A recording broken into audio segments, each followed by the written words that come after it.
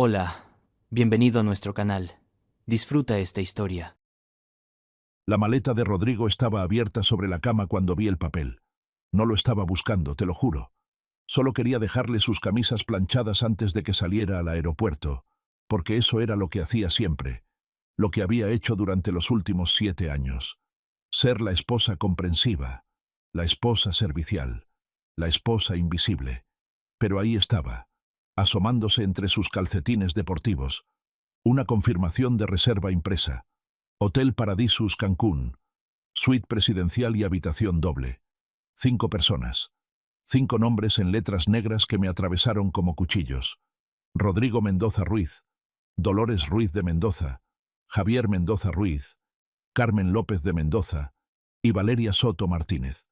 Me quedé con el papel en la mano, leyéndolo una y otra vez, como si las letras fueran a reorganizarse mágicamente e incluir mi nombre.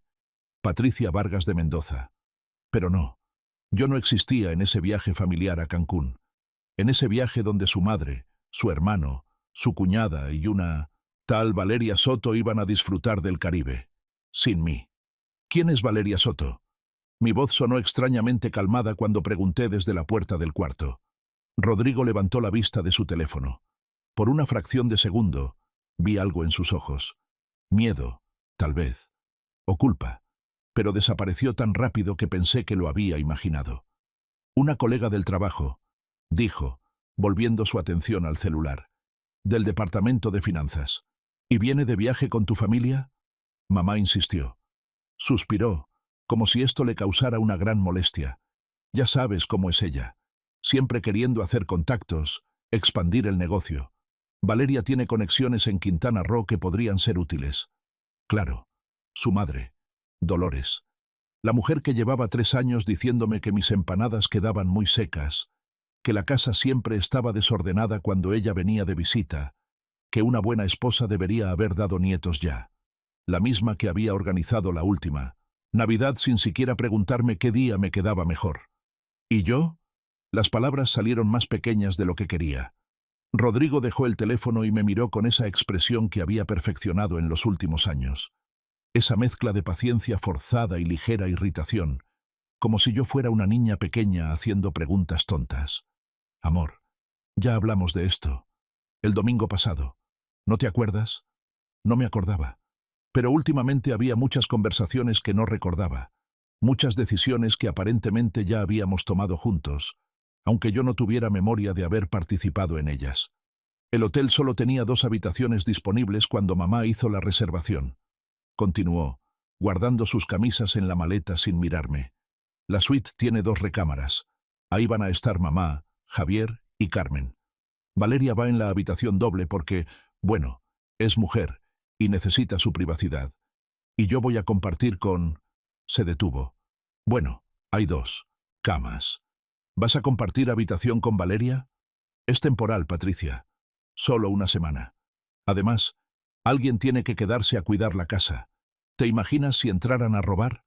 Con todo lo que hemos invertido aquí. La casa. Nuestra casa. La que habíamos comprado juntos hace 7 años, cuando todavía me sentía parte de un nosotros. La casa de la colonia San Jerónimo que habíamos elegido juntos, aunque el nombre en la escritura decía solo Rodrigo Mendoza Ruiz, porque él tenía mejor historial crediticio, porque era más fácil así, porque yo confiaba en él. Tú siempre has sido tan comprensiva, añadió Rodrigo, ahora sí acercándose a darme un beso rápido en la frente. Por eso te amo, porque entiendes que a veces hay que hacer sacrificios por la familia.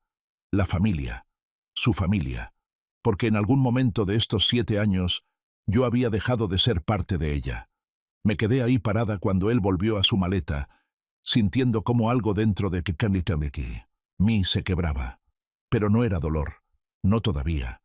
Era más bien el sonido que hace el hielo cuando empieza a resquebrajarse, ese crujido sutil que te advierte que todo está a punto de ceder.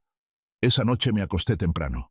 Rodrigo se quedó viendo televisión en la sala hasta pasada la medianoche. Yo cerré los ojos y respiré profundo, esperando hasta que escuché sus ronquidos constantes, ese sonido que conocía tan bien después de 7 años durmiendo a su lado. Me levanté despacio. Mis pies descalzos no hicieron ruido sobre el piso de madera cuando caminé hacia su estudio. La computadora estaba ahí, en el escritorio que habíamos comprado en una venta de garaje cuando recién nos casamos. Cuando todavía éramos felices. O cuando yo creía que éramos felices. Presioné el botón de encendido. La pantalla se iluminó con un brillo azulado que me hizo entrecerrar los ojos. Aparecieron los campos para usuario y contraseña. Los dedos me temblaban cuando escribí 18 marzo 2017. Nuestra fecha de aniversario. La fecha que él siempre decía que era el mejor día de su vida. La computadora se desbloqueó. Qué irónico. Qué terriblemente irónico. Abrí su correo electrónico. La bandeja de entrada tenía 137 mensajes sin leer. Empecé a buscar. Valeria Soto. Escribí el nombre en el buscador interno y presioné Enter. 42 resultados. El primer correo era de hace una semana. Asunto. Confirmación de vuelo. No puedo esperar para verte. Lo abrí con manos temblorosas. Mi amor, ya están confirmados nuestros boletos. Tu mamá es un amor por organizar todo esto. 7 días juntos, sin tener que escondernos. 7 días donde puedo presentarme ante tu familia como lo que realmente soy. Tu pareja. Ya era hora, ¿no crees? 18 meses es mucho tiempo viviendo en las sombras. 18 meses. Seguí leyendo. Había correos desde el año pasado. Septiembre de 2023. Hoy, conocí al hombre más maravilloso, decía el primero. Después venían fotos. Rodrigo y una mujer de cabello oscuro y risa amplia en restaurantes que yo no conocía. En lugares a los que él me decía que iba por trabajo. Conferencias, juntas con clientes, cenas de negocios. Mentiras. Todo mentiras. Encontré un correo de su madre. Fecha. 3 meses atrás. Hijo, sé que no es fácil, pero ya es momento de que tomes una decisión. Patricia es buena chica, pero Valeria es tu futuro. Tienes que pensar en tu felicidad. Cuando volvamos de Cancún, deberías hablar con Patricia. Hazlo con respeto, claro. Ella merece eso al menos. Mi suegra, la mujer que me había abrazado el día de mi boda diciéndome, ahora eres mi hija. Ella sabía. Todos sabían. Seguí bajando, mensaje tras mensaje, hasta que encontré algo que me heló la sangre. Un correo de un notario. Fecha. 6 meses atrás. Asunto. Escrituras del departamento en Polanco. Lo abrí. Leí. Volví a leer. Rodrigo. Había comprado un departamento. Un departamento de 2 habitaciones en Polanco, una de las zonas más exclusivas de la ciudad. Valor, 3 millones de pesos. Pagado con el dinero de nuestra cuenta de inversiones. La cuenta que habíamos abierto juntos para el futuro. Para comprar una casa más grande cuando tuviéramos hijos. Para viajar por Europa cuando nos retiráramos. Los nombres en la escritura eran 2. Rodrigo Mendoza Ruiz y Valeria Soto Martínez. Nuestro dinero. El dinero que yo había ahorrado trabajando como diseñadora gráfica, haciendo proyectos freelance hasta la madrugada. El dinero de la venta de mi coche, ese compacto rojo que mis padres me regalaron cuando me gradué y que Rodrigo vendió porque necesitábamos liquidez para la inversión. Todo ese dinero estaba ahora en un departamento que compartía con su amante. Busqué más. Había otros correos. Planes para mudarse juntos después del divorcio. Conversaciones sobre cómo dividir los bienes. No te preocupes, escribía Rodrigo en un mensaje de hace 2 meses. La casa está a mi nombre. Patricia no puede reclamar mucho. Le daré algo por sus años de servicio, pero nada significativo. Años de servicio. Como si yo hubiera sido su empleada, su sirvienta. Imprimí todo. Cada correo, cada mensaje, cada fotografía. La impresora zumbaba suavemente en la oscuridad mientras las hojas caían una tras otra en la bandeja. 57 páginas de evidencia. 57 páginas que probaban que mi matrimonio había sido una mentira durante más de 1 año. Cuando terminé, eran las 4 de la mañana. Guardé todo en una carpeta que escondí en el fondo de mi closet, entre las cajas de zapatos que nunca usaba. Después, volví a la cama y me acosté junto a Rodrigo, mirando su perfil en la oscuridad. Este hombre con quien había compartido 7 años. Este hombre a quien había amado, cuidado, apoyado. Este hombre que roncaba tranquilamente mientras planeaba destruir mi vida. No lloré. Ni siquiera sentí ganas de llorar. Solo sentí un frío terrible que me recorría desde el pecho hasta los dedos de los pies. Un frío que tenía sabor a claridad. A las 5 de la mañana sonó su alarma. Rodrigo se levantó, se duchó, se vistió. Yo me levanté también, preparé café, tostadas con mermelada. Actué como la Patricia de siempre. La esposa sonriente. La esposa complaciente. Cuando el taxi llegó, cargué su maleta hasta la puerta. Le di un beso en la mejilla. Su piel olía a la loción cara que yo le había regalado en su cumpleaños. «Que tengas un buen viaje», le dije. «Te voy a extrañar», dijo él, aunque sus ojos ya estaban en el teléfono, probablemente escribiéndole a Valeria que ya iba en camino. Yo también. La mentira salió perfecta de mis labios. Natural. Convincente. Vi cómo el taxi se alejaba por la calle, cómo doblaba en la esquina y desaparecía. Cuando el sonido del motor se desvaneció completamente, cerré la puerta con seguro, me apoyé contra ella y saqué mi teléfono. 3 meses atrás, cuando Rodrigo vació nuestra cuenta de ahorros para una inversión segura que nos daría el 20% de retorno en 6 meses, mi amiga Lucía me había pasado un contacto. Una abogada especialista en divorcios. «Solo por si acaso», había dicho Lucía. «Nunca está de más tener un plan B». Yo había guardado el número pensando que nunca lo necesitaría, que estaba siendo paranoica, que Rodrigo jamás me haría daño. Marqué. El teléfono sonó 3 veces antes de que alguien contestara. «Bufete Romero y Asociados, buenos días». «Buenos días». Mi voz salió firme, más firme de lo que me sentía. «Necesito hablar con la licenciada Romero. Es urgente. Mi nombre es Patricia Vargas y necesito una abogada de divorcios. Rápido». Hubo una pausa al otro lado de la línea. «¿Está en peligro inmediato, señora Vargas?»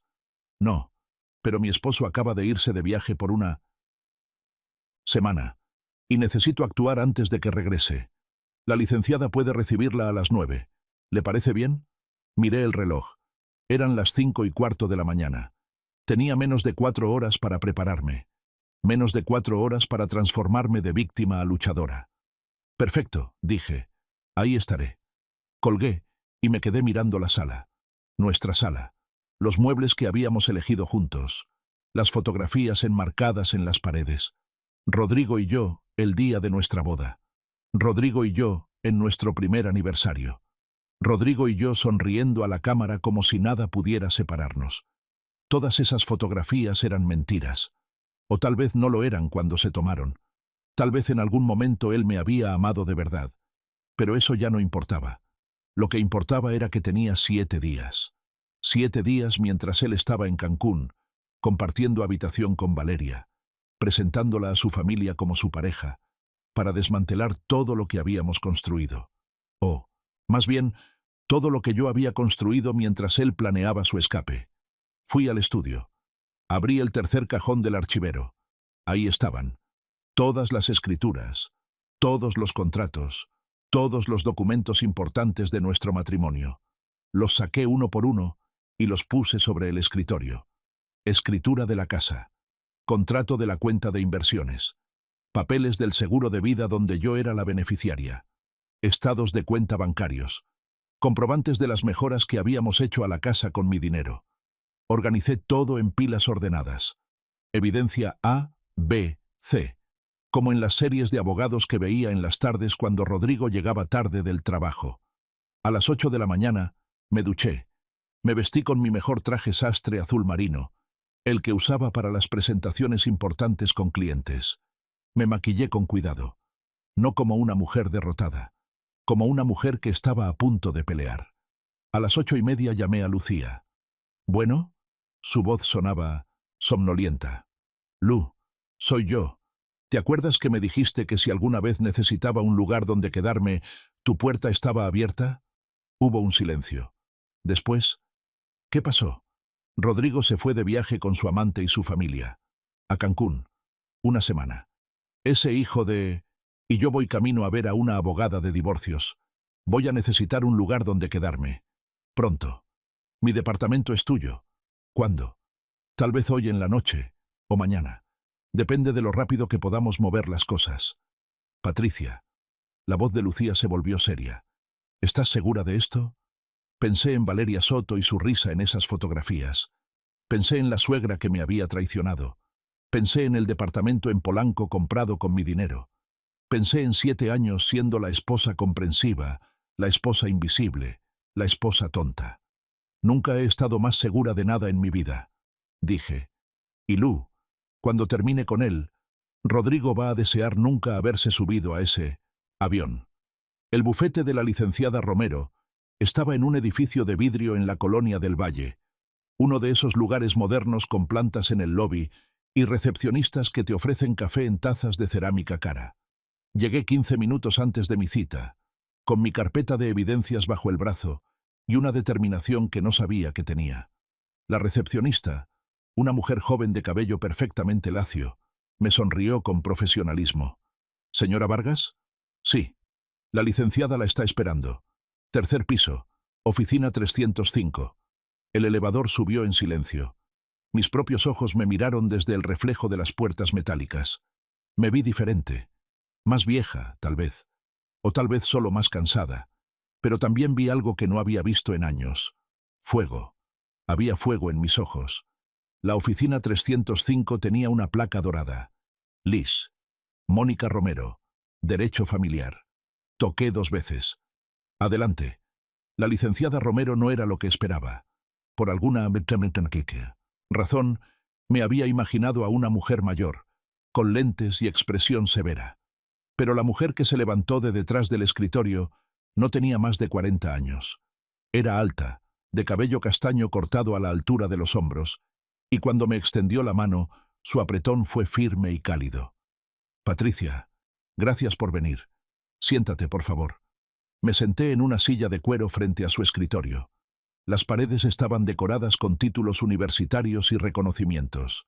Vi uno que decía, Mejor litigante en Derecho Familiar, año 2022.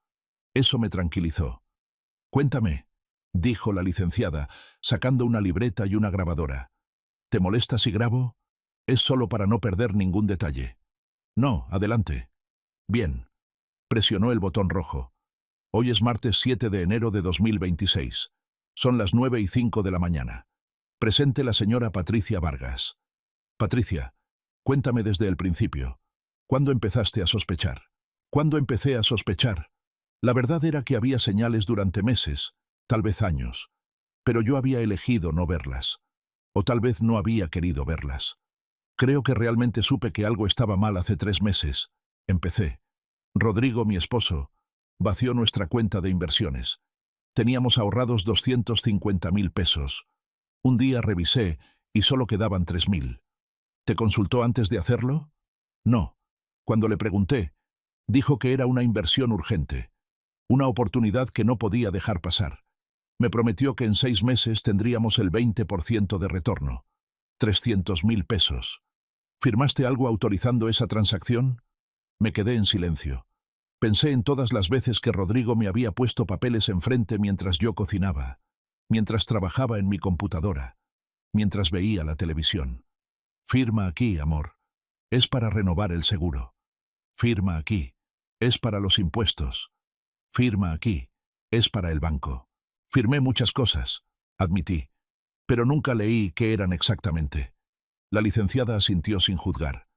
Es más común de lo que piensas. ¿Qué más pasó? Le conté todo. La computadora, los correos, Valeria Soto, el departamento en Polanco comprado con nuestro dinero, el viaje a Cancún donde él iba a presentar a su amante como su pareja oficial, la traición de su madre, quien sabía todo desde el principio. Mientras hablaba, saqué de mi carpeta todas las páginas que había impreso. Las puse sobre el escritorio de la licenciada una por una. Correos electrónicos, extractos bancarios, la escritura del departamento, fotografías de Rodrigo y Valeria juntos. La licenciada Romero revisaba cada documento con atención, haciendo anotaciones en su libreta. De vez en cuando fruncía el ceño o negaba con la cabeza. Cuando terminé de hablar, habían pasado 40 minutos. Mi garganta estaba seca. La licenciada me ofreció agua de una jarra de cristal que tenía en un mueble junto a la ventana. Bebí despacio, esperando su veredicto. Patricia, dijo finalmente, ¿se casaron bajo régimen de sociedad conyugal o separación de bienes? Sociedad conyugal. Por primera vez desde que entré a esa oficina, vi que la licenciada sonreía. No era una sonrisa alegre. Era la sonrisa de un tiburón que acaba de detectar sangre en el agua. Perfecto. Eso significa que todo lo que adquirieron durante el matrimonio es 50% tuyo, incluyendo ese departamento en Polanco. Incluso si está a nombre de él y de ella, especialmente porque está a nombre de él y de ella. La licenciada se inclinó hacia adelante. Lo que tu esposo hizo se llama fraude patrimonial. Usó bienes de la sociedad conyugal para adquirir un inmueble con una tercera persona sin tu consentimiento. Eso no solo es causal de divorcio, también es un delito. Las palabras tardaron un momento en procesarse en mi cerebro. ¿Un delito? ¿Quieres decir que podría ir a la cárcel? Podría, si tú decides presentar una denuncia penal además del divorcio. Pero primero lo primero. Abrió su computadora. Necesitamos actuar rápido. ¿Dijiste que se fue esta mañana? Sí, a las 5:30. ¿Y vuelve cuándo? En una semana. El próximo martes. Bien, eso nos da tiempo. Sus dedos volaban sobre el teclado. Vamos a presentar hoy mismo una demanda de divorcio necesario por infidelidad y por administración fraudulenta de los bienes matrimoniales. Junto con la demanda, vamos a solicitar medidas cautelares. ¿Qué son medidas cautelares? Son protecciones que pide el juez para asegurar que tu esposo no pueda disponer de los bienes mientras dura el juicio. Por ejemplo, vamos a solicitar que se congelen las cuentas bancarias a nombre de ambos, que se prohíba la venta de la casa y que se embargue preventivamente ese departamento en Polanco. Me quedé mirándola. Todo sonaba demasiado bueno para ser verdad. ¿Y el juez va a autorizar eso? ¿Así como así? Con esta evidencia que trajiste, estoy segura de que sí. Señaló los documentos sobre su escritorio. Tienes pruebas documentales, electrónicas y fotográficas de la infidelidad. Tienes los extractos bancarios que muestran el desvío de fondos. Tienes la escritura del departamento que prueba el fraude patrimonial. Patricia, en mis 20 años como abogada de divorcios, pocas veces he visto un caso tan sólido como el tuyo. Sentí que algo en mi pecho se aflojaba. Algo que había estado apretado durante tanto tiempo, que ya lo sentía normal. ¿Cuánto tiempo va a tomar todo esto? El proceso de divorcio puede tardar entre 6 meses y un año, dependiendo de qué tanto coopere tu esposo. Pero las medidas cautelares pueden ser autorizadas en 48 a 72 horas si el juez las considera urgentes. Y créeme, con tu esposo fuera del país y con antecedentes de desvío de fondos, el juez las va a considerar muy urgentes. Entonces cuando Rodrigo regrese, cuando tu esposo regrese, va a encontrar que todas las cuentas están congeladas, que no puede vender ni la casa ni el departamento, y que tiene una demanda de divorcio esperándolo. También va a encontrar una citación para comparecer ante el juez y explicar por qué usó dinero matrimonial para comprarle un inmueble a su amante. La imagen era tan satisfactoria que casi me hizo sonreír. Casi. ¿Y yo qué tengo que hacer? Primero, necesito que firmes un poder para que yo pueda actuar en tu nombre. Después, necesito que me des acceso a todos los documentos que tengas sobre los bienes matrimoniales. Escrituras, contratos, estados de cuenta, comprobantes de pago, todo lo que pruebe lo que ustedes adquirieron durante el matrimonio. Tengo todo en mi casa, en el estudio de Rodrigo. Perfecto. ¿Puedes traerlo hoy? Miré mi reloj. Eran las 10 de la mañana. Tenía todo el día por delante. Puedo regresar en 2 horas. Excelente. Mientras tanto, voy a empezar a redactar la demanda. La licenciada se puso de pie y me extendió la mano. Patricia, sé que esto es difícil. Sé que 7 años de matrimonio no se borran de un día para otro. Pero quiero que sepas algo. Lo que estás haciendo es lo correcto. Y yo voy a luchar por ti como si fueras mi propia hermana. Sus palabras me atravesaron. Sentí que los ojos se me llenaban de lágrimas, pero no las dejé caer. Ya había llorado suficiente. Ya había sido suficientemente débil. Gracias. Fue todo lo que pude decir. Salí de ese edificio sintiéndome diferente. Más ligera, de alguna manera. Como si durante 7 años hubiera estado cargando un peso enorme en los hombros y finalmente alguien me había ayudado a quitármelo. En el camino de regreso a casa, llamé a Lucía. «¿Cómo te fue?», preguntó antes de que yo dijera cualquier cosa. «Bien, mejor de lo que esperaba. Lu, la abogada dice que tengo un caso muy sólido». «Por supuesto que lo tienes. Ese imbécil dejó evidencia por todos lados. Voy a casa a recoger todos los documentos. Escrituras, contratos, todo. ¿Me puedes ayudar? Dame media hora y estoy allá». Lucía llegó exactamente 30 minutos después. Cuando abrí la puerta, venía cargando 2 cajas de cartón grandes y una bolsa de plástico llena de marcadores y folders. «Vamos a organizar esto como debe ser», dijo, entrando a la casa como un huracán de eficiencia. «¿Dónde están los documentos?» «En el estudio. Tercer cajón del archivero». Pasamos las siguientes 2 horas revisando cada papel. Lucía organizaba todo por categorías: propiedad inmobiliaria, cuentas bancarias, inversiones, seguros, vehículos. Yo le iba explicando qué era cada cosa, cuándo se había comprado, con qué dinero. «Mira esto», dijo Lucía de repente, levantando un documento. «¿Este coche lo compraron durante el matrimonio?» Era el comprobante de compra, del BMW de Rodrigo, un auto de lujo que él había comprado hace 2 años. «Sí, lo compró con el dinero de la venta de mi coche». «¿De tu coche? ¿El que tus papás te regalaron?» «Ajá. Rodrigo dijo que necesitábamos el dinero para una inversión. Después compró ese BMW, porque lo necesitaba para su imagen profesional». Lucía hizo una mueca. «O sea que vendió tu coche para comprarse el suyo». «Patricia, este hombre es un parásito». No dije nada. Ya lo sabía. Pero escucharlo en voz alta, dicho por alguien más, hacía que fuera más real, más doloroso.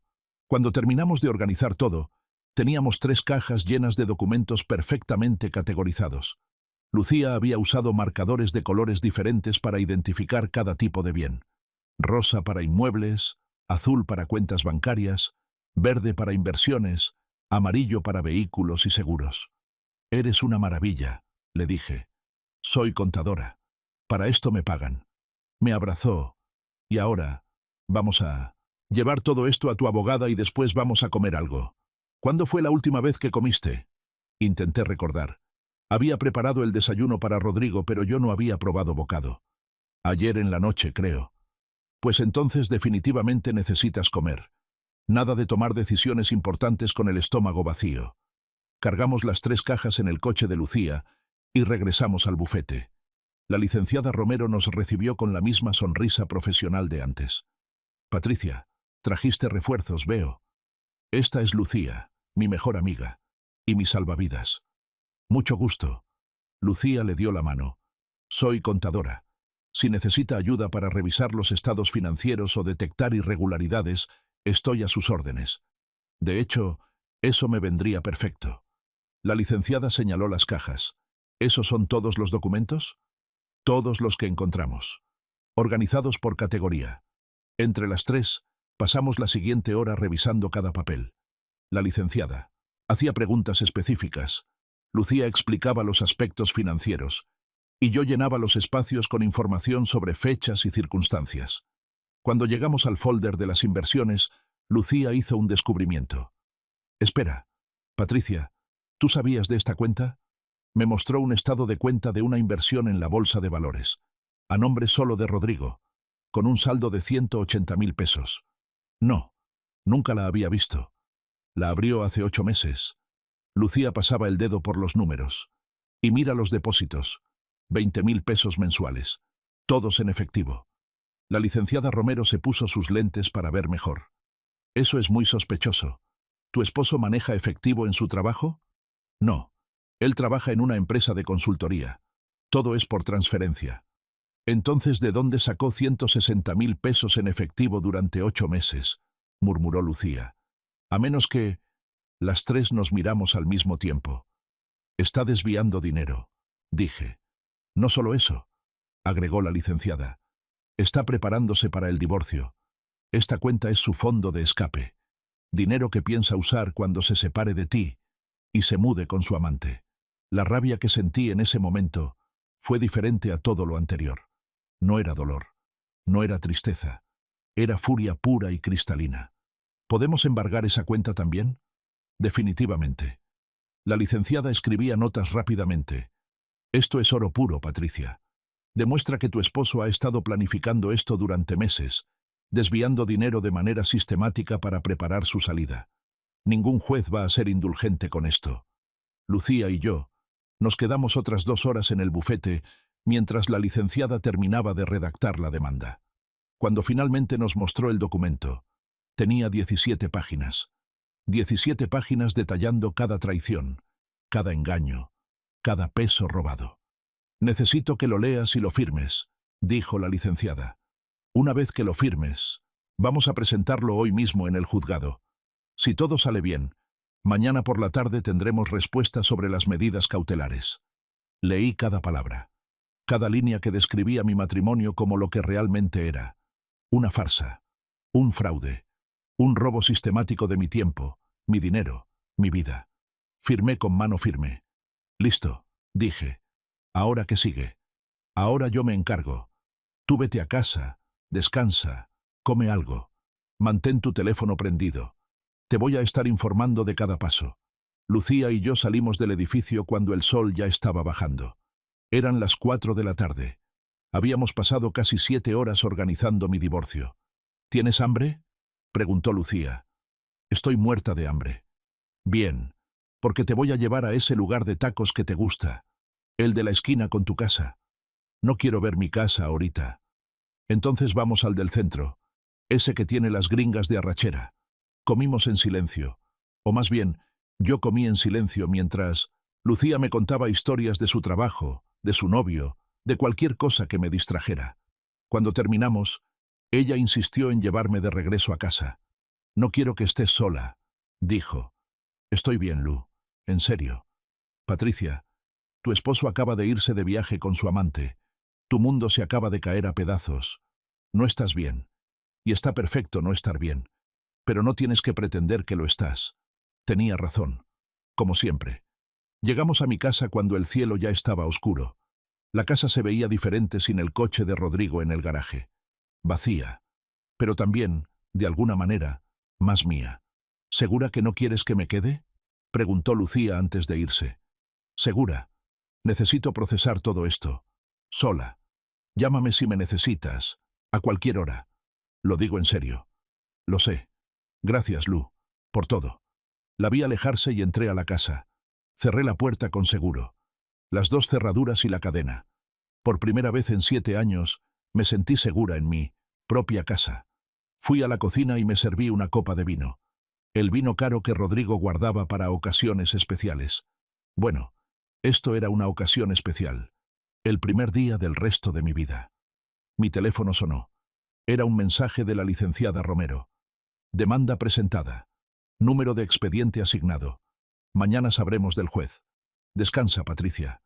Lo estás haciendo muy bien. Me senté en la sala con mi copa de vino y miré las fotografías en las paredes. Rodrigo y yo sonriendo. Rodrigo y yo abrazados. Rodrigo y yo fingiendo ser felices.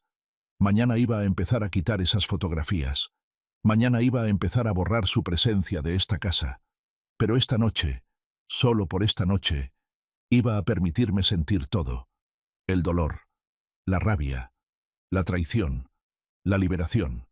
Porque mañana, cuando Rodrigo estuviera desayunando con Valeria en algún hotel de lujo en Cancún, cuando estuviera presentándola a su familia como su pareja oficial, cuando estuviera planeando su futuro sin mí, él iba a recibir una llamada de su abogado, y su mundo perfecto iba a explotar en 1000 pedazos, igual que él había explotado el mío. El teléfono sonó a las 10 de la mañana del miércoles, 2 días después de que Rodrigo se fuera a Cancún. 2 días en los que yo había dormido mejor que en meses, a pesar de todo. Era la licenciada Romero. Patricia, tengo noticias. El juez autorizó todas las medidas cautelares. Me senté en el sofá, sintiendo cómo el corazón me latía más rápido. ¿Todas? Todas. Congelación de cuentas bancarias conjuntas, prohibición de venta de la casa, embargo preventivo del departamento en Polanco y congelación de esa cuenta de inversión que descubrimos. El juez dijo textualmente que había evidencia suficiente de fraude patrimonial y riesgo de dilapidación de bienes. ¿Y ahora qué pasa? Ahora las autoridades van a notificar a los bancos y al registro público de la propiedad. Para mañana a más tardar, todas las cuentas estarán bloqueadas. Tu esposo no va a poder sacar ni un peso. ¿Él va a saber? Le van a notificar de la demanda y las medidas cautelares al domicilio. Pero como no está, la notificación se va a quedar pegada en la puerta. Cuando regrese, la va a encontrar. Imaginé la escena. Rodrigo llegando bronceado de Cancún, feliz después de su semana con Valeria, abriendo la puerta de la casa y encontrando un sobre oficial del juzgado. La expresión en su cara cuando lo leyera. «Hay algo más», continuó la licenciada. «El juez también ordenó un inventario de todos los bienes muebles de la casa. Va a venir un actuario con un perito evaluador este viernes. Necesitamos que estés presente». «¿Para qué es eso?» «Para protegerte. Si hacemos un inventario oficial de todo lo que hay en la casa, tu esposo no va a poder llevarse nada sin que quede registrado. Ni un mueble, ni un cuadro, ni un electrodoméstico. Todo va a estar documentado». «Perfecto. Voy a Bimotetito. Estar aquí». Después de colgar, me quedé mirando la casa. Nuestra casa, que ya no era nuestra, que pronto sería solo mía, o que al menos la mitad sería mía. Me levanté y empecé a caminar por las habitaciones. La sala con el sofá beige que habíamos elegido juntos. El comedor con la mesa de madera que compramos en un anticuario. La cocina donde yo había preparado miles de comidas que Rodrigo apenas probaba porque había comido algo en el trabajo. La recámara con la cama donde habíamos dormido juntos durante 7 años, donde yo había llorado en silencio tantas noches mientras él roncaba a mi lado. Empecé a bajar las fotografías de las paredes, una por una. Rodrigo y yo en nuestra boda. Rodrigo y yo en Puerto Vallarta. Rodrigo y yo en la casa de sus padres durante la Navidad. Todas esas imágenes de una vida que había sido mentira. Las metí en una caja. No las tiré. Tal vez algún día las querría ver. O tal vez no. Pero por ahora, necesitaban desaparecer. El jueves, Lucía vino a ayudarme a reorganizar la casa. Movimos muebles, cambiamos cosas de lugar, quitamos toda la ropa de Rodrigo del closet principal y la metimos en el cuarto de huéspedes. ¿Estás segura de que quieres que él vuelva aquí?, preguntó Lucía mientras doblábamos camisas. «Podrías quedarte en mi casa, o ir con tus papás». «No, esta es mi casa. Si alguien se tiene que ir es él». «Me gusta esta nueva Patricia», dijo Lucía sonriendo. «Es una leona». El viernes llegó el actuario con el perito. Pasaron 5 horas revisando cada rincón de la casa, fotografiando cada objeto, anotando cada detalle en un inventario oficial. Cuando terminaron, tenían un documento de 32 páginas. «Esto es para su protección, señora», dijo el actuario, entregándome una copia. «Cualquier bien que desaparezca de este inventario, su esposo va a tener que explicar dónde está». Firmé el documento con una sensación de victoria. Cada día que pasaba, las paredes se cerraban más alrededor de Rodrigo, y él ni siquiera lo sabía. El sábado, mientras limpiaba el estudio, encontré algo más. Una caja de zapatos escondida hasta el fondo del closet. La abrí, y adentro había sobres. Muchos sobres. Todos con dinero en efectivo. Conté. Había 75.000 pesos. Tomé una foto, llamé a la licenciada y le envié la imagen. «Guárdalo en un lugar seguro», respondió. «Es más evidencia de dinero oculto. No lo toques hasta que venga el próximo inventario». Los días pasaban lentos y rápidos al mismo tiempo. Lentos porque cada hora que esperaba para que Rodrigo regresara se sentía eterna. Rápidos porque había tanto que hacer, tantos papeles que firmar, tantas llamadas con la abogada. El lunes, un día antes del regreso de Rodrigo, la licenciada me llamó. «Patricia, necesito que sepas algo. Tu esposo intentó sacar dinero ayer». «¿Qué? ¿Cómo sabes?» «El banco me notificó. Intentó hacer una transferencia de la cuenta conjunta. 50.000 pesos. Pero la transacción fue rechazada porque la cuenta está congelada». «¿Desde dónde lo intentó?» «Desde Cancún, por internet». Así que Rodrigo ya sabía, o al menos sabía que algo estaba mal con las cuentas. «¿Qué va a pasar cuando llegue?», pregunté. «Va a encontrar la notificación en la puerta, va a leer la demanda, y probablemente va a llamar a un abogado. Después va a intentar contactarte».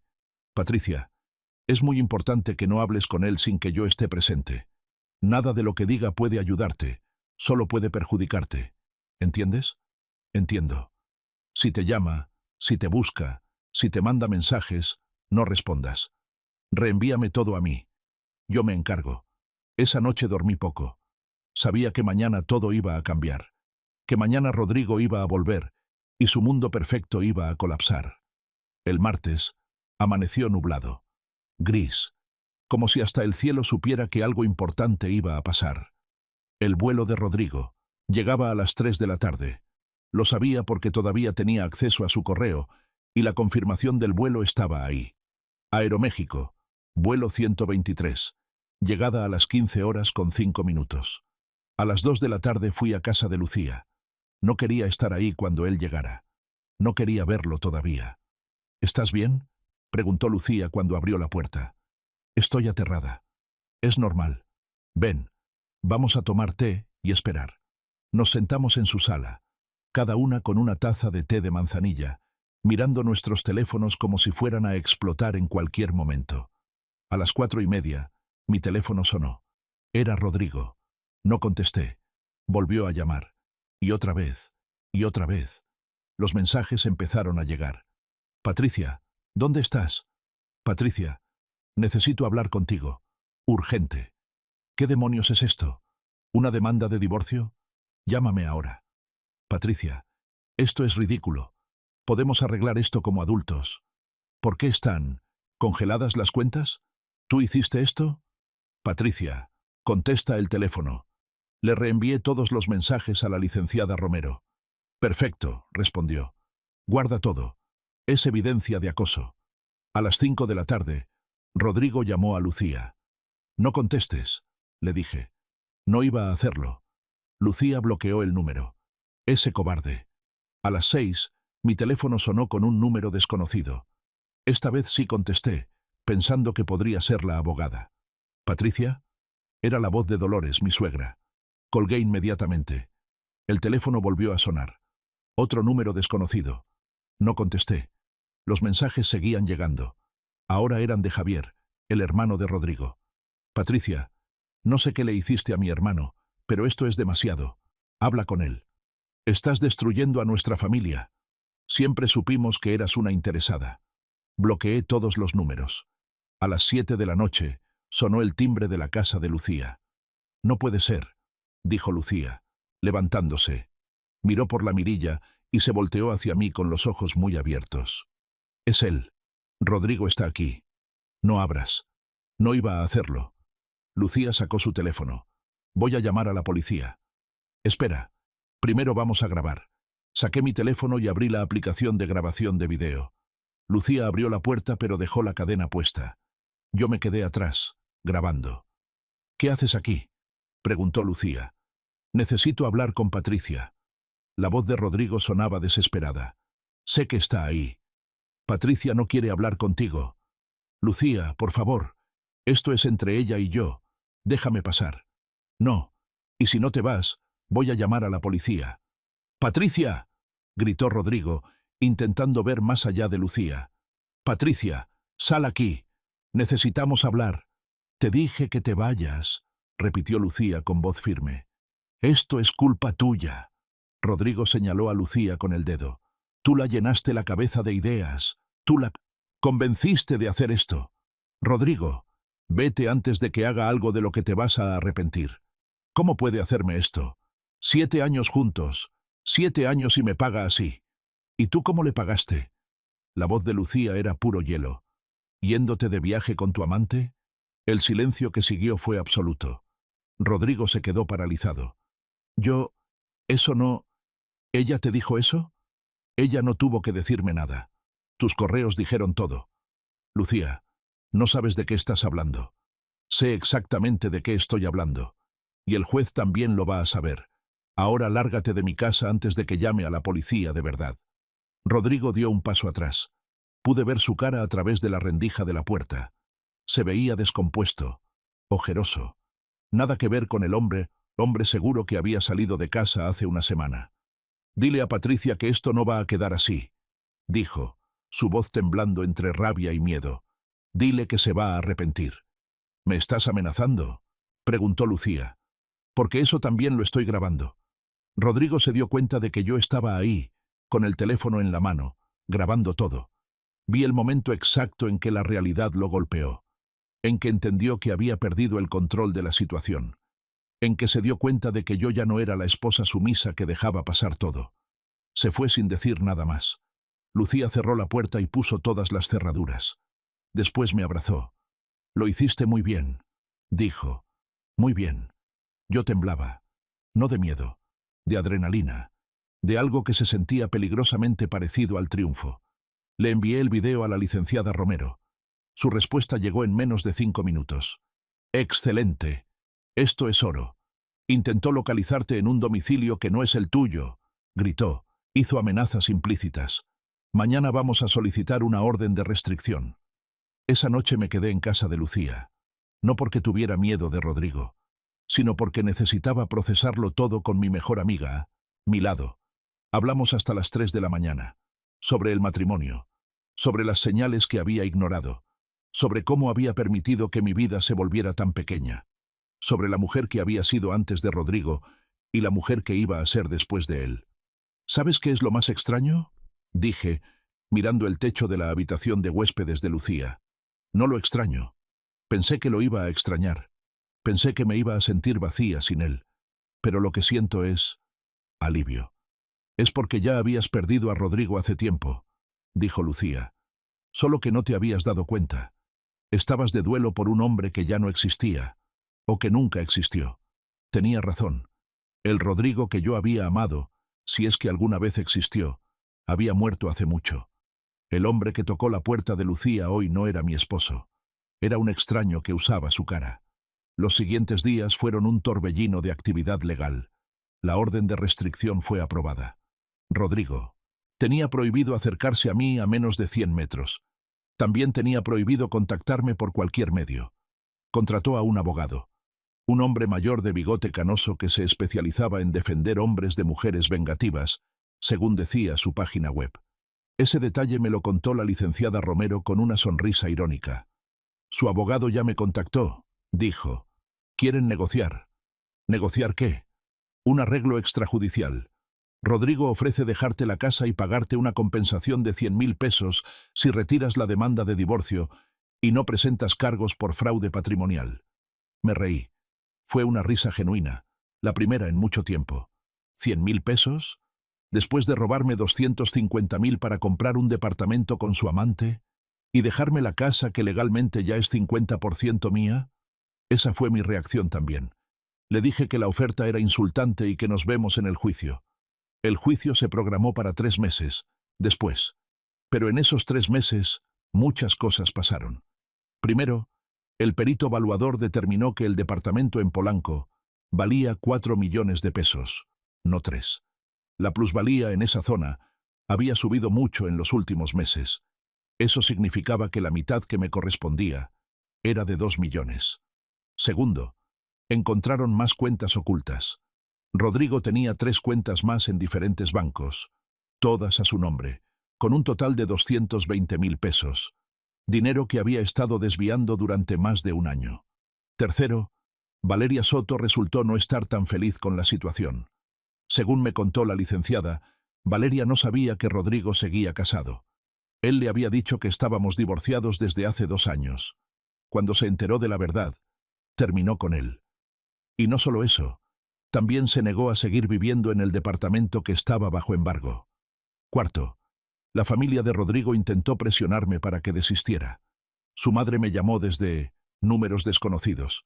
Su hermano me escribió mensajes largos sobre el daño que le estaba haciendo a la familia. Su padre incluso fue a mi trabajo a buscarme. Pero yo no cedí. No iba a ceder nunca más. El día del juicio, llegué al juzgado con mi traje azul marino y la cabeza en alto. La licenciada Romero iba a mi lado. Lucía se había tomado el día libre para acompañarme. Rodrigo estaba en el pasillo con su abogado. Se veía demacrado, más delgado, con ojeras profundas. Cuando me vio, intentó acercarse. «Patricia, por favor». La licenciada Romero se interpuso. «Tiene una orden de restricción, señor Mendoza. Aléjese o voy a llamar a seguridad.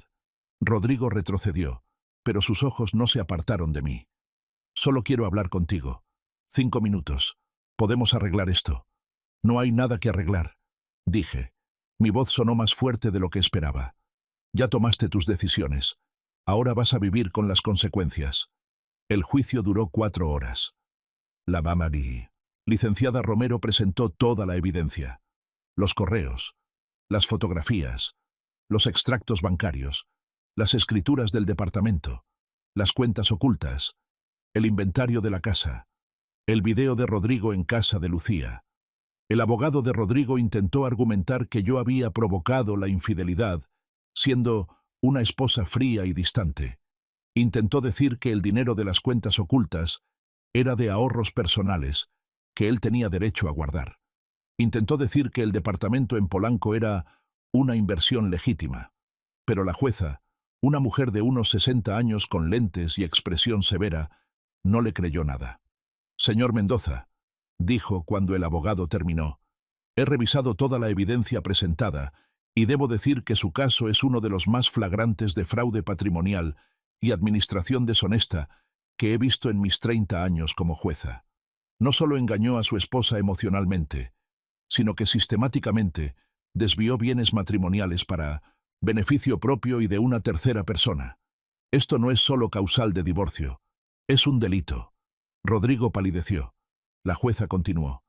Por lo tanto, decreto el divorcio necesario por las causales de infidelidad y administración fraudulenta de bienes matrimoniales. En cuanto a la división de bienes, determino lo siguiente. El inmueble ubicado en la colonia San Jerónimo queda como propiedad exclusiva de la señora Patricia Vargas, en compensación por los daños morales y patrimoniales causados. El departamento en Polanco será vendido, y el producto de la venta se dividirá en las siguientes proporciones: 70% para la señora Vargas, 30% para el señor Mendoza. Las cuentas bancarias ocultas quedan como propiedad exclusiva de la señora Vargas. El señor Mendoza deberá pagar una compensación adicional de 150.000 pesos por daño moral. Y finalmente, el señor Mendoza deberá cubrir las costas judiciales de ambas partes. Miré a Rodrigo. Estaba blanco como papel. Su abogado escribía furiosamente en una libreta, probablemente calculando cuánto dinero su cliente acababa de perder. ¿Tiene algo que agregar, señor Mendoza?, preguntó la jueza. Rodrigo abrió la boca. La cerró. Finalmente negó con la cabeza. Entonces esta sesión se declara cerrada. Tienen 30 días para apelar. Si no hay apelación, la sentencia queda firme y ejecutable. Salí del juzgado sintiéndome 10 kilos más ligera. Lucía me abrazó. La licenciada Romero me estrechó la mano con una sonrisa enorme. Lo logramos, dijo. Patricia, lo logramos. Esa noche, Lucía organizó una cena en mi honor. Invitó a nuestras amigas cercanas, mis primas, mi hermana. Comimos, bebimos vino, reímos hasta que nos dolió el estómago. Un brindis, dijo mi hermana, levantando su copa. Por Patricia, por su valentía, por su fuerza, y por recordarnos a todas que nunca, nunca, debemos permitir que alguien nos haga invisibles. Todas, chocamos nuestras copas. 2 meses después, el departamento en Polanco se vendió por 4.200.000 pesos. Mi parte fue de 2.940.000 pesos, más los 180.000 de las cuentas ocultas, más los 150.000 de la compensación por daño moral. Con ese dinero, pagué todas mis deudas. Renové la casa completamente. La llené de colores y plantas y cosas que me gustaban a mí, no a Rodrigo. Contraté a una diseñadora de interiores que convirtió el espacio en algo que finalmente se sentía como mío. Y después de mucho pensarlo, decidí empezar mi propio negocio de diseño gráfico. Ya no quería trabajar para nadie más. Quería ser mi propia jefa, tomar mis propias decisiones, construir algo que fuera completamente mío. Rodrigo intentó apelar la sentencia. Su apelación fue rechazada. Intentó contactarme a través de conocidos mutuos. Todos se negaron a ser intermediarios. Su familia dejó de buscarme después del tercer mes. 1 año después del divorcio, estaba en el supermercado cuando lo vi. Rodrigo, con una mujer que no era Valeria. Una mujer más joven, de cabello rubio teñido. Ella reía de algo que él decía mientras empujaban un carrito de compras. Por un segundo, sentí algo. No era dolor, no era rabia, era más bien lástima. Lástima por esa mujer que no sabía en qué se estaba metiendo. Lástima por Rodrigo, que claramente no había aprendido nada. Pero después, ese sentimiento se desvaneció y solo quedó indiferencia. Rodrigo ya no era mi problema. Ya no era parte de mi vida. Era solo un extraño en el supermercado. Un capítulo cerrado. Una historia terminada. Seguí caminando sin que él me viera, con mi carrito lleno de las cosas que a mí me gustaban. Camino a la casa que era solo mía, hacia la vida que había construido con mis propias manos. Y por primera vez en 7 años, me sentí completamente en paz. Porque había aprendido la lección más importante, que a veces la mejor venganza no es destruir a quien te lastimó, es construir una vida tan buena sin ellos que su ausencia se convierta en tu mayor victoria.